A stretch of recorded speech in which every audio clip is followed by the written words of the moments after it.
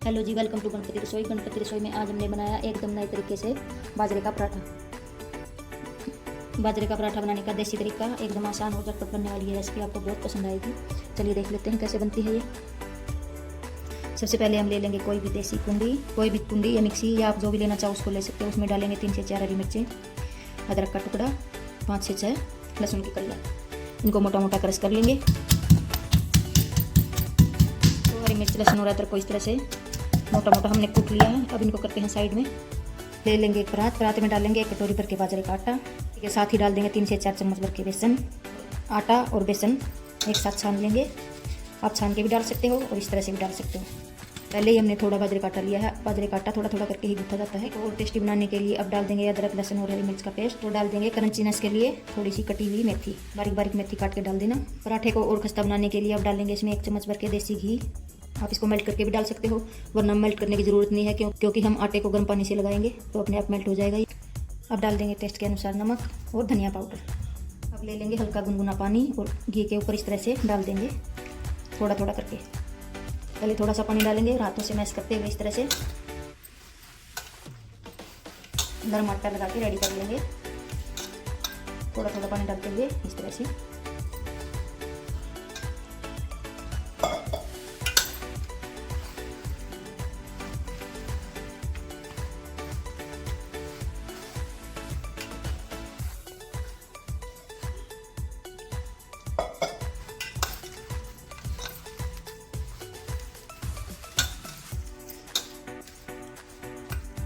इस तरह से हथेली की सहायता से आटे को मसल लेंगे। ये देखो बाजरे का आटा कितना जल्दी रेडी होता है। अब इसको इकट्ठा करते हुए साइड में लगा देंगे और इसको छोड़ देंगे थोड़ी देर। तब तक देसी मूली की चटनी बना लेते हैं। यहाँ पर हमने 4 मिर्चें ले ली हैं और छोटा सा टुकड़ा मूली का ले लिया है, 1 टमाटर और 3 से 4 लहसुन की कलियाँ। मूली को मोटे वाले ग्रेटर की सहायता से ग्रेट कर लेंगे। टमाटर के इस तरह से मोटे मोटे पीस कर लेंगे 3 से 4। अगर आपके पास छोटे टमाटर हैं तो छोटे ले सकते हो, अगर आपके पास बड़े हैं तो बड़े ले सकते हो। और इस तरह से मिर्च को भी मोटा मोटा काट लेंगे और लहसुन को भी। अब ले लेंगे कढ़ाई में डाल देंगे सरसों का तेल 2 चम्मच। इस तरह से हमने मूली को ग्रेट कर लिया, टमाटर को काट लिया और हरी मिर्च को भी काट लिया। चलो अब तड़का लगाते हैं। सरसों का तेल अच्छे से गर्म हो चुका है। अब डाल देंगे टमाटर के पीसीज, साथ में डाल देंगे हरी मिर्च और लहसुन।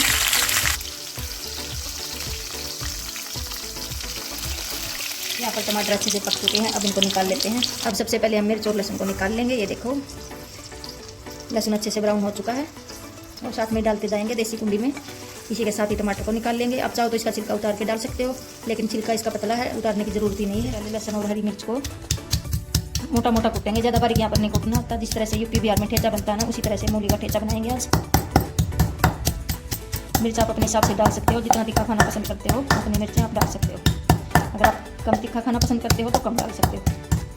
ये देखो इस तरह से कूटने के बाद अब डालेंगे ग्रेटेड मूली और इसको भी एक बार इस तरह से क्रश कर लेंगे। इससे ज़्यादा नहीं करेंगे। अब डाल देंगे नमक। अगर आपके पास अनारदाना है तो आप डाल सकते हो, वरना इसको स्किप भी कर सकते हो। इसे डालने से खट्टा मीठा टेस्ट अच्छा आएगा। तो भी कर लेंगे क्रश। अनारदाना क्रश करने के बाद ये देखो टमाटर का हमने छिलका उतार लिया। अब डाल देंगे टमाटर।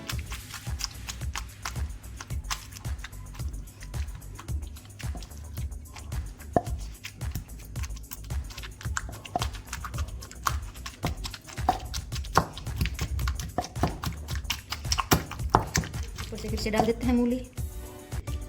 इससे ज़्यादा मसाले हम इसमें नहीं डालेंगे। आप चाहो तो यहाँ पर हरा धनिया, पालक डाल सकते हो, कुछ भी डाल सकते हो। अगर आपके पास हरा धनिया है तो डाल सकते हो, वरना स्किप कर सकते हो।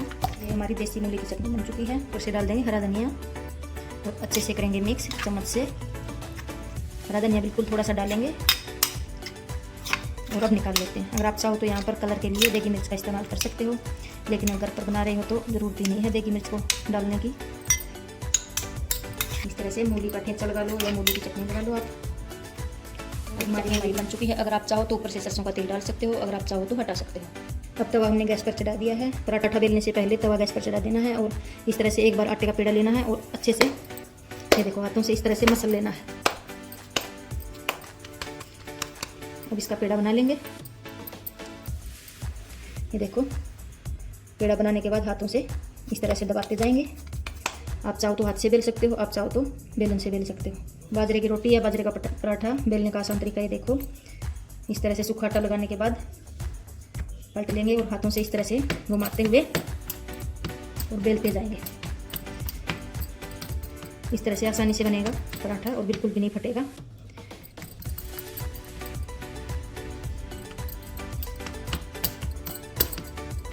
ये देखो,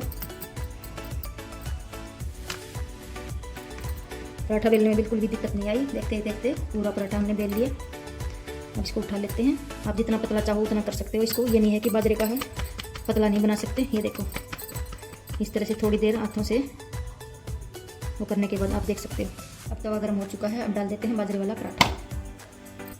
अब ले लेंगे दूसरा पेड़ा, इसी तरह से कर लेंगे। पहले मसल लेंगे, फिर गोल कर लेंगे और फिर अगर आप चाहो तो इस तरह से देखो, इस तरह से हाथों से, पहले इस तरह से ही बाजरे की रोटी बनाई जाती थी। इस तरह से हाथों से दबाते हुए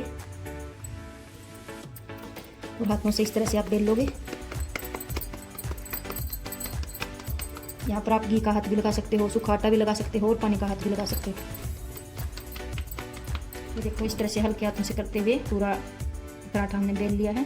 कोने को हाथों से एडजस्ट कर लेना। एक साइड से हमारा पराठा सीख चुका है। ये देखो कितना अच्छा कलर आया है। गैस की फ्लेम स्लो कर देंगे और ऊपर से लगा देंगे घी और दूसरी साइड से भी पलट लेते हैं। ये देखो, स्लो फ्लेम पर भी अच्छे से सीख चुका है। दूसरी साइड से भी लगा देते हैं घी और सेक लेते हैं।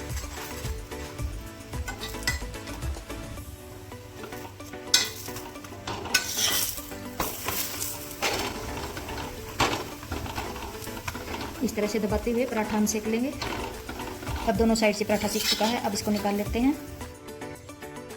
इसी तरह से हमने दूसरा पराठा भी बेल लिया था। अब दूसरा पराठा भी सेक लेते हैं। ये देखो, आप कितना पतला बन चुका है। अगर आप चाहो तो यहाँ पर भी कोने इस तरह से पतले कर सकते हो अगर चाहो तो, वरना कोने पहले से ही पतले हैं। अब एक साइड से हमारा पराठा सीख चुका है। पलट लेते हैं।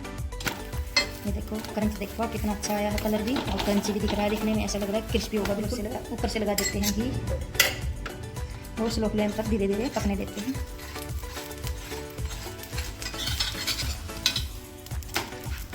दूसरी साइड से भी इसी तरह से लगा देते हैं।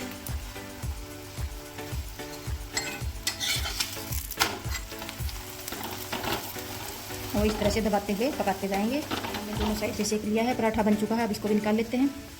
अब हमारा बाजरे का पराठा है रेडी। बाजरे की रोटी हो या पराठा हो, हमेशा ही गुड़ के साथ खाया जाता है। गर्मा गर्म पराठा मूली की चटनी के साथ एंजॉय कीजिए।